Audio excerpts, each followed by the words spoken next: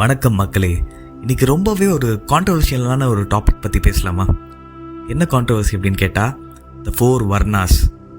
Four varnas அப்படின்னா என்னது அப்படின்னு கேட்டால், பகவத்கீதையிலையோ இல்லை ரிக்வேதங்களையோ சாமியே பிராமணர்கள், சத்திரியர்கள், வைஷ்யர்கள், சூத்ரர்கள் அப்படின்னு மனுஷ இனத்தை பிரிச்சிருக்கு. இந்த பகவத்கீதையில் கிருஷ்ணரே இந்த மாதிரி சொல்லியிருக்காரு.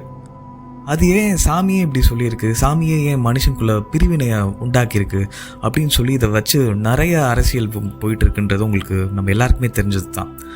ஸோ இதை ஏன் எல்லாரும் இப்படி தப்பாக புரிஞ்சுருக்காங்க, இதோட மைய கருத்து என்ன அப்படின்றதையும், நம்ம வாழ்க்கையில் இதிலேருந்து என்னெல்லாம் டேக்அவே எடுத்துக்கலான்றதையும் இன்றைக்கி பார்த்துலாம். ரொம்ப இன்ட்ரெஸ்டிங்காக இருக்க போது. கொஞ்சம் உங்கள் மைண்டை ஓப்பன் பண்ணி வச்சுட்டு கேளுங்க. கண்டிப்பாக உங்களுக்கு ஐ ஓப்பனிங்காக இருக்கும். ஓகே, நம்மளை பொறுத்த வரைக்கும் பிராமணர்கள் அப்படின்னா யார்? பூஜை புனஸ்காரம் செய்வாங்க, இறை வழிபாட்டை நடத்துபவர்களாக இருப்பாங்க, வேள்வி வளர்ப்பாங்க. அப்புறம் இந்த நாடு ஆளும் அந்த அரசனுக்கு ஒரு நல்ல ஞானத்தையும், அந்த அரசுக்கு அவனுக்கு ஏதாவது ஒரு டெசிஷன் எடுக்க முடியலன்னா அந்த கிங்குக்கு, ஸோ இவங்க தான் அந்த நீதிமானாக இருப்பாங்க. ஸோ அந்த மாதிரி தான் போயிட்டு இருந்துச்சு. ஒரு நல்ல கல்வியை கொடுப்பாங்க மக்களுக்கு, குருகுலத்தில் குருவாக இருப்பாங்க. ஸோ இதெல்லாம் இவங்களுடைய கேரக்டரிஸ்டிக்ஸ். ஆனால் இப்போ எப்படி இருக்குது, பிராமணர்கள் நாங்கள் கொஞ்சம் பேர் என்ன சொல்லுவாங்கன்னா, நாங்கள் தான் சாமியோட டைரெக்டாக பேசுவோம், இங்கே நாங்கள் தான் பெருசு அப்படின்னு சொல்லி சில பேர் சுற்றிட்டு இருப்பாங்க. அவங்களாம் முழுசாக அதை பற்றி புரியாதவங்கன்னு அர்த்தம். ஸோ அதை வச்சும் ஒரு பெரிய அரசியல்ன்றது இப்போ ஓடிட்டுருக்கு. நெக்ஸ்ட்டு, சத்திரியர்கள்னால் யார்? இவங்களாம் யாருன்னு பார்த்தோன்னா, போரை வென்று நாடை வெல்லும் வீரர்கள்.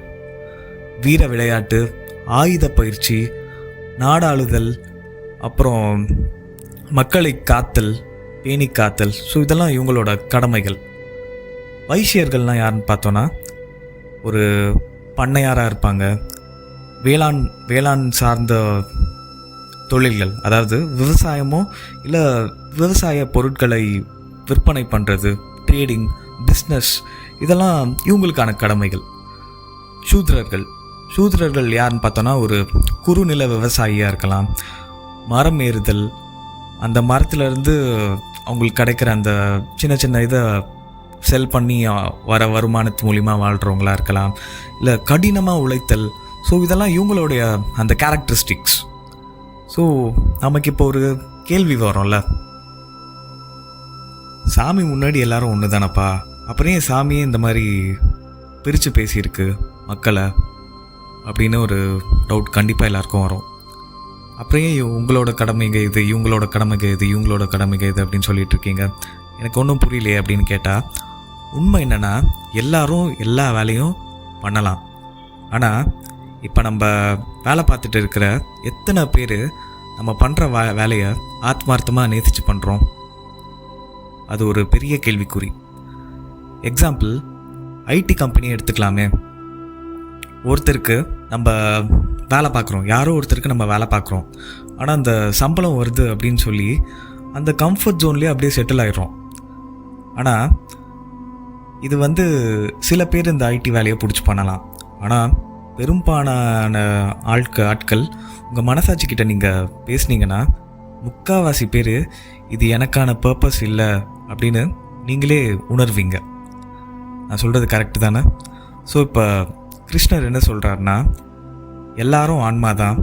ஒவ்வொரு ஆன்மாவுக்கு அதோட கேரக்டரிஸ்டிக்ஸ் இருக்குது, அதோட குணநலங்கள் இருக்குது.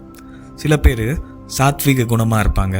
சாத்விக குணம்னா என்னென்னா, ரொம்ப காமாக இருப்பாங்க, அதாவது ரொம்ப தாய் உள்ளத்தோடு இருப்பாங்க. அவங்களுக்கு ஒரு கிளாரிட்டி இருக்கும், என்ன பண்ண போகிறாங்க அப்படின்னு சொல்லி ஒரு கிளாரிட்டி இருக்கும். அதாவது ரொம்ப வாழ்க்கையை போட்டு பிளான் பண்ணி இப்படி தான் இருக்கணும்னு சொல்ல மாட்டாங்க, அந்த ஃப்ளோவோட போவாங்க அப்படியே. ஸோ அப்படி இருப்பாங்க. அவங்களுக்கு காம்னஸ் இருக்கும், ஸ்பிரிச்சுவாலிட்டியில் அதிகமாக இருப்பாங்க. ஸோ இதெல்லாம் சாத்விக குணம். நெக்ஸ்ட் பார்த்தோன்னா ராஜச குணம்னா என்னென்னா, உங்களுக்கு ரொம்ப ஒரு டிசையர் இருக்கும், அந்த ஆளுமை திறன் இருக்கும், ஆட்சி அதிகாரத்தில் இருக்கணும் அப்படின்னு விரும்புவாங்க. ஸோ எதுலேயே ஒரு நல்ல அந்த பேஷன் இருக்கும், இதை அடைஞ்சே தீரணும் அப்படின்ற அந்த வெறி இருக்கும். இது ராஜச குணம். அப்புறம் தாமச குணம் அப்படின்னு ஒன்று இருக்குது. தாமச குணம்னா என்னென்னா ஒரு லேசினஸ், சாத்விக குணம் அப்புறம் இந்த ராஜச குணம் ரெண்டுமே சேர்ந்து வரும். லேசினஸ்ஸு, கொஞ்சம் டார்க்கில் இருக்கிறது. ஸோ அவங்களோட இது இந்த மாதிரி ஒரு மிக்ஸ்டு ஷேடில் இருக்கும். ஸோ இதுதான் வந்து 3 குணங்கள் அப்படின்னு சொல்லுவாங்க. ஸோ நம்ம எல்லாருமே இந்த 3 குணத்தில் வந்து கண்டிப்பாக இதோட கேரக்டரிஸ்டிக்ஸ் வந்து நம்மளுக்கு இருந்துக்கிட்டே தான் இருக்குது. நம்ம அவ்வளோயும் போனோம். ஒரு வீட்டில் ஒரு குடும்பத்தில் ஒரு 3 பேர் இருக்காங்க. ஒரே குடும்பத்தை சேர்ந்த 3 பேர் இருக்காங்க. ஒருத்தருக்கு நாட்டுப்பற்று ரொம்ப அதிகமாக இருக்கும். மிலிட்ரியில் போய் சேரணும், நாட்டுக்காக சண்டை போடணும், அந்த ஃபேசினேஷன், ஆர்ம் ஃபோர்ஸ், அந்த டிசைர் வந்து அவங்க அந்த குணம் அவனுக்கு இருக்கும். நம்ம ஏன் அவனை சத்திரியன்னு சொல்லக்கூடாது? அவன் சத்திரியன் தானே. இன்னொருத்தருக்கு கடின உழைப்பு மூலியமாக ஒரு நல்ல பிஸ்னஸ் பண்ணணும், அந்த ஒரு கனவு இருக்கும். இந்த பிஸ்னஸ் மூலியமாக சம்பாதிக்கணும், நம்ம பிராண்டை உலகம் ஃபுல்லாக எஸ்டாப்ளிஷ் பண்ணோம். ஸோ இந்த மாதிரி இருக்கிற ஒரு நபரை, அந்த குடும்பத்தில் இருக்கிற ஒரு நபரை ஏன் நம்ம வைசியன்னு சொல்லக்கூடாது? அவன் வைசியன் தானே. இன்னொருத்தன் இறைனா என்ன, நீயோ நானும் ஒன்று, பகுத்தறிவுனா என்ன அப்படின்னு எடுத்துக்காட்டி நல்ல நெறிமுறைகளை அவனும் உணர்ந்து அதை மற்றவங்களுக்கும், சின்ன குழந்தைங்களுக்கோ அவனை பின்பற்றுறவங்களுக்கோ உணர்த்துபவனை ஒரு நல்ல மென்டாராகவும் இருப்பான். ஒரு நல்ல ஆசிரியராக ஆகணும்னு அவனுக்கு ஆசை. அந்த பிரம்மத்தை உணர்ந்து எல்லாமே பிரம்மத்தோட ஒரு ஸ்வரூபம் தான், எல்லாமே ஒரே சோர்ஸில் இருந்தால் வந்திருக்கோம் அப்படின்னு சொல்கிறவனை, அந்த இன்னொரு பையனை நம்ம ஏன் பிராமணன் சொல்லக்கூடாது? ஸோ ஒரே வீட்டில் இருக்கிறவங்களே இத்தனை விதமான கேரக்டரிஸ்டிக்ஸோடு இருக்காங்கன்னா, அப்போ உலகத்தில் இருக்கிற இத்தனை பேர் இருக்காங்க. அவங்க எல்லாருக்குமே ஒரு கேரக்டரிஸ்டிக்ஸ்ன்றது இருக்கும்ல. ஸோ இங்கே அவன் இதை தான் பண்ணணும், இவன் இதை தான் பண்ணணும் அப்படின்லாம் எதுவுமே இல்லை. ஏன் நம்ம ஹவுஸ் கீப்பிங் ஸ்டாஃப்ஸ்லாம் நம்ம தெருவை சுத்தப்படுத்திக்கிட்டே இருக்கிறனால தான், தூய்மை பணியார்கள்லாம் சுத்தப்படுத்திக்கிட்டே இருக்கிறனால தான் நம்மளால் இங்கே இருக்க முடியுது. ஸோ அவங்களாம் வந்து அந்த சூத்ராஸ் கேரக்டரிஸ்டிக்ஸ் உடையவங்க, கடின உழைப்பு போடுறாங்க. ஸோ அவங்களாம் இல்லைன்னா நம்மளால் இங்கே சர்வைவ் ஆகவே முடியாது. எல்லாருக்கும் இங்கே ஃப்ரீ வில்லுன்றது இருக்குது. யாரும் இங்கே நீ இதை தான் பண்ணணும், அவன் இதை தான் பண்ணணும்னு யாராலையும் எதுவுமே சொல்ல முடியாது. ஒவ்வொரு சோலுக்கும் ஒவ்வொரு பர்பஸ்ன்றது இருக்குது.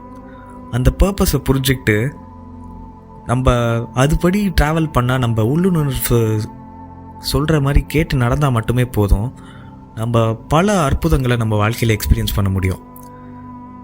அண்ட் இதுதான் இறைத்தன்மையை ஈஸியாக அடையக்கூடிய வழி அப்படின்னு சொல்லி நம்ம கண்ணபிரானே பகவத்கீதையில் சொல்கிறாரு.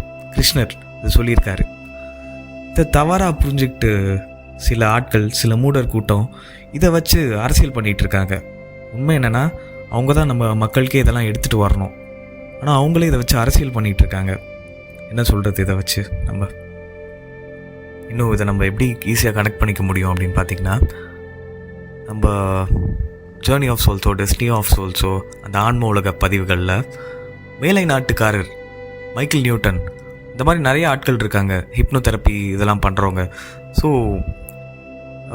இதில் நம்ம மைக்கேல் நியூட்டனோட அந்த ஜேர்னி ஆஃப் சோல்ஸோ, டெஸ்டினி ஆஃப் சோல்ஸோ, அந்த ஹிப்னோதெரப்பி செஷன்ஸ்லாம் பார்த்தோன்னா, ஒன்ஸ் அந்த மக்கள் அந்த டீப் அந்த ஹிப்னோசைஸ் ஸ்டேட்டுக்கு போகும்போது, அவங்க சூப்ராமெட்ரிக் கான்ஷியஸை நம்ம டேப் பண்ணும்போது, அவங்க அந்த ஆன்ம உலகத்துக்கு போய் தான் எதுக்கு வந்திருக்கோம், அவங்களோட முன்ஜென்ம ஞாபகங்கள் அதெல்லாம் வரும்.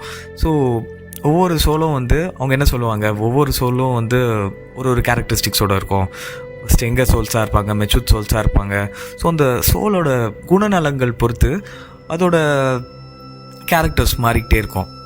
எல்லோரும் இங்கே நம்ம உலகத்துக்கு எதுக்கு வரோம், ஒரு லெசன்ஸ் கற்றுக்கிட்டு போக தானே வரோம். ஸோ இது ஒன்றுமே ஒரு கஷ்டமே இல்லை, ஒரு லெசன்ஸ், எல்லாமே ஒரு லெசன்ஸ், நம்ம சோல் அப்கிரேட் ஆகிறதுக்கான ஒரு லெசன்ஸ். ஸோ அதுக்காக தான் நம்ம இங்கே வரோம். ஸோ அந்த கேரக்டரிஸ்டிக்ஸை பொறுத்து நம்மளோட பர்பஸ்ன்றது மாறும். நம்மளுக்கு எது மேலே ஆசை இருக்குது, என்ன நம்ம கற்றுக்கணும், எந்த எனர்ஜிஸோட ஹேண்டில் பண்ணுறது ஆசை இருக்கா, ஸோ இதை பொறுத்து ஒவ்வொரு சோலுக்கான பர்பஸ் மாறும். ஸோ இதை பற்றி இன்னும் நீங்கள் தெரிஞ்சுக்கணும்னு நினச்சிங்கன்னா கமெண்ட் பண்ணுங்கள். நம்ம ஆன்ம உலக பதிவுகள்லேயே நம்ம அதிகமாக பேசலாம். ஸோ உங்கள் ஆள் மனது சொல்கிறத கேட்டு நடந்தீங்கனாலே போதும், உங்களுக்கு உங்கள் வாழ்க்கை ரொம்ப அற்புதமாக இருக்கும். நம்ம வேறு எதுவுமே தேவையில்லை. ஸோ எல்லாத்தையும் முரண் சொல்கிறத விட்டுட்டு கொஞ்சம் ரிசர்ச் பண்ண ஆரம்பிங்க. எதுக்கு அவன் இப்படி பேசுனான், எதுக்கு இந்த அரசியல்ன்றது இப்படி நடக்குது அப்படின்னு நீங்கள் கொஞ்சம் சிந்திக்க ஆரம்பிச்சிட்டிங்கனாலே போதும், உங்களுக்கான கேள்வியை நீங்கள் அந்த கேள்வி கேட்க ஆரம்பித்தாலே போதும், உங்களுக்கான பதில் உங்ககிட்ட இருந்தே வரும் ஆட்டோமேட்டிக்காக. அண்ட் இன்னொரு விஷயம் சொல்லணும்னு நினைக்கிறேன். நம்ம எந்த ஒரு ட்ரெடிஷனையும் எந்த ஒரு கல்ச்சர் பிலீஃபையும் நம்ம இலக்காரமாகவோ இல்லை அதை தாழ்மைப்படுத்தி கொச்சப்படுத்தக்கூடாது. ஏன்னா அவங்கவுங்க கல்ச்சர் இருக்கும். நம்ம இங்கே பேசிக்காக சமத்துவம்னா ஒன்றுமே கிடையாது. நம்ம அடுத்தவங்களோட ஃபீலிங்ஸையோ கல்ச்சர்ஸையோ எமோஷன்ஸையோ ரெஸ்பெக்ட் பண்ண தெரிஞ்சுக்கிட்டாலே போதும். ஸோ அந்த ரெஸ்பெக்ட் நீங்கள் கொடுத்து அதை வாங்கினீங்களாலே போதும். அந்த மியூச்சுவல் ரெஸ்பெக்ட் தான் ஒரு சமத்துவத்துக்கான ஒரு முக்கிய படியாக இருக்கும்னு நான் நினைக்கிறேன். ஸோ எல்லாருக்கும் அவங்களோட ஃப்ரீ வில் இருக்குது. ஸோ இதுதான் இன்றைக்கான வீடியோ. கண்டிப்பாக இன்ட்ரெஸ்டிங்காக இருந்திருக்கும்னு நினைக்கிறேன். உங்களோட பதிவுகளை கமெண்ட்ஸில் தெரிவிங்க, பார்க்கலாம். பாய்.